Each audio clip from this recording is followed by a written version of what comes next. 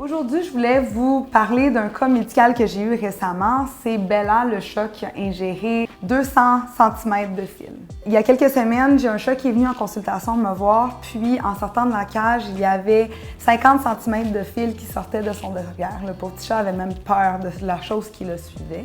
Donc, on a coupé le fil, mais ce qui m'inquiétait réellement, c'est que s'il y a 50 cm qui sortent de ses fesses, combien de fils reste dans le chat?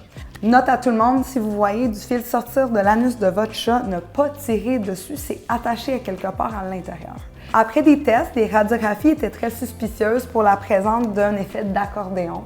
On se rappelle que si on a une quantité de fil attaché à un endroit, puis le reste du fil qui avance, bien, les intestins, ils comprennent pas qu'est-ce qui se passe, puis ils ramènent tout ensemble. Tout est en pain. C'est super difficile à aller enlever en chirurgie. Donc, la fin de l'histoire se finit très, très bien. Le chat est allé en chirurgie, on a été capable de retirer tout le fil. Mais c'est vraiment pour vous conscientiser que n'importe quoi, même des choses qui ne sont pas attirantes, des bouchons d'oreilles, des fils de vieilles serviettes, des fils avec des aiguilles si quelqu'un fait de la couture, un chat pourrait penser que c'est une bonne idée de le manger.